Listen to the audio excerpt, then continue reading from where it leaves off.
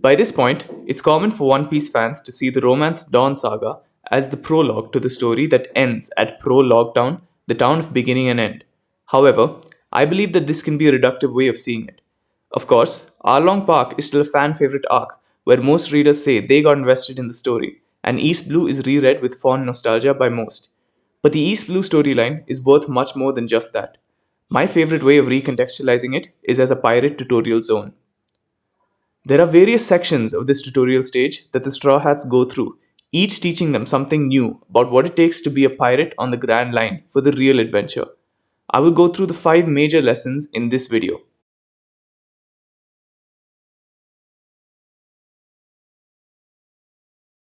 Luffy in Chapter 1 is a very good surrogate for the audience, especially the audience of 1997.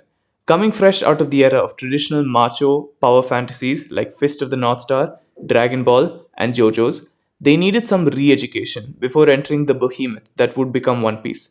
Luffy saw the red hair pirate's pacifist side as weak and unmanly. His preconceived notions of manliness are what initiate the plot, specifically how he was wrong. Shanks presented the image of an ideal pirate for Luffy to latch onto. He forms the basis for everything that will become piracy in this series. He and his crew had the strength to kill everyone in Higoma's gang, and they demonstrated it. But his biggest show of strength was that he didn't kill them. He simply protected what was important to him.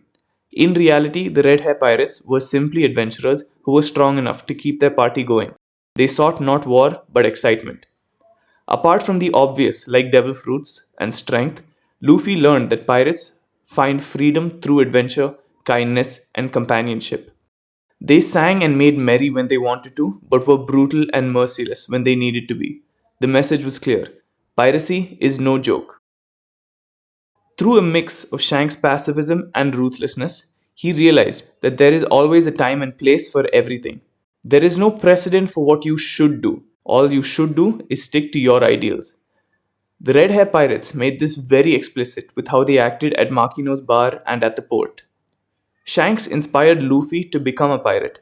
In many ways, he is the strong character that guides the grasshopper onto the correct path so that they can play the game on an even footing with the rest of the players.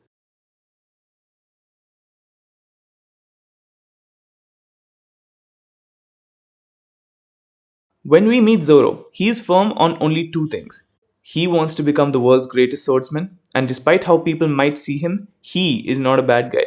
Let's see how these convictions play out over the course of Shellstown.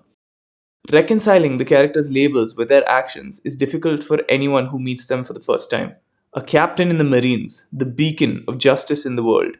Yet, Morgan rules through fear and exploitation. A lawless pirate, the savage brutes of the sea. Yet, Luffy judges past the surface for who one really is. Helmeppo struts around acting like he's the big boss, but in reality, he's the one person on the island who hadn't achieved anything. After meeting Luffy in Shellstown, Zoro is forced to re-evaluate his convictions.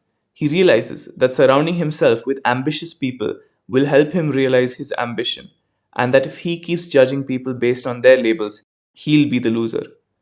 Labels in this world mean nothing. Action is what counts. Just as a marine can be the cruel one, the greatest swordsman can be a crew member to the Pirate King.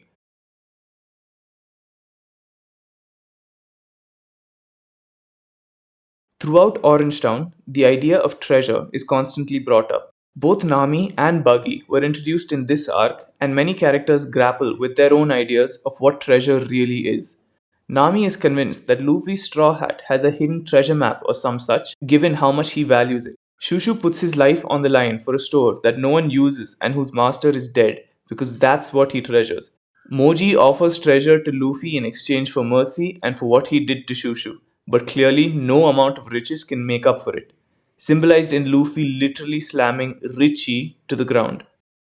The big takeaway from the Orange Town stage is not what treasure should or shouldn't be. All our characters had a solid idea of what they wanted to protect, and Nami still values money over almost anything and is never judged for doing so. The idea of needing to protect what you treasure is the most important in this arc.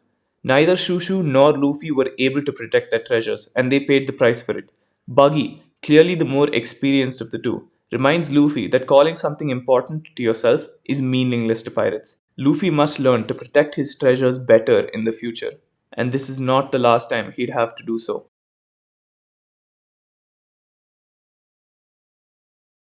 When describing Kuro, I find that phrasing my thoughts is difficult. He's definitely not the one to teach Luffy how to be a captain, but still, I can't deny that his captaincy is a massive part of his character. The Syrup Village stage centers around the idea of captaincy and a captain's name. Kuro is quick to abandon his name and throw his crew under the waves. Luffy and Usopp take pride in their names, and Usopp particularly in his pirate heritage.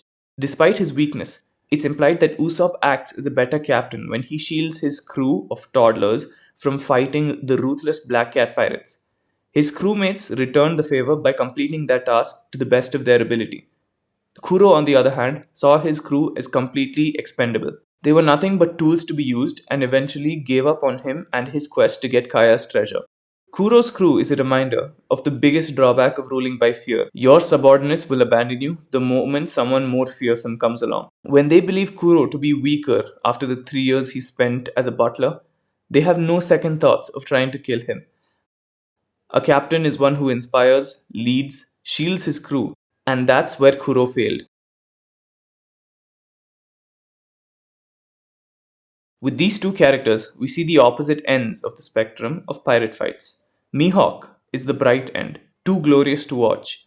To this day in the story, we don't know the extent of his swordsmanship.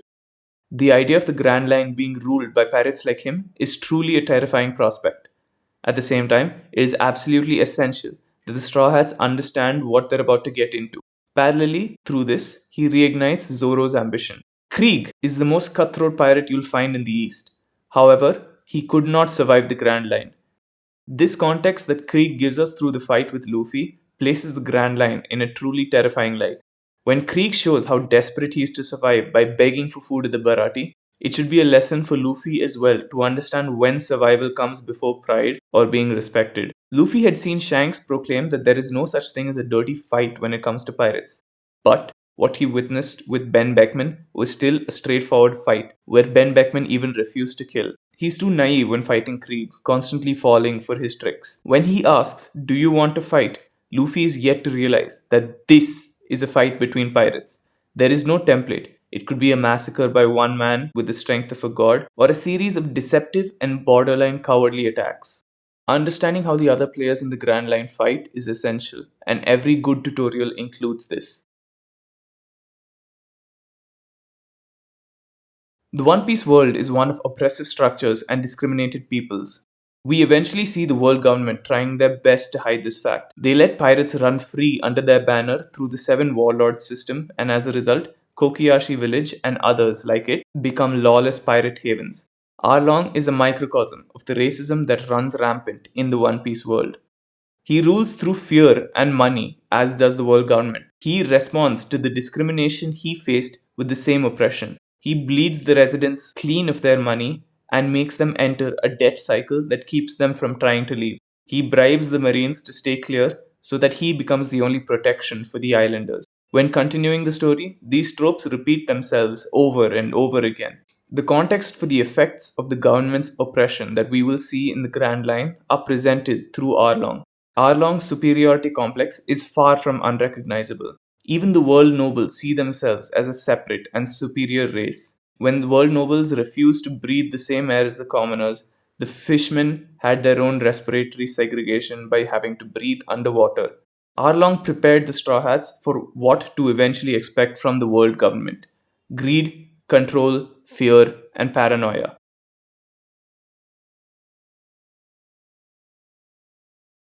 There is one question that arises more than any other in this series of hidden lores and histories. What is a pirate? We see Luffy confront Shanks with anger as to how the pirate was beaten up by the mountain bandit. The same question is asked by almost every character of significance throughout these 100 chapters. Every character of significance looks at the Straw Hats with confusion because they break the norms of what is expected of pirates. In their freedom to act how they wish, they truly manifest a pirate's life.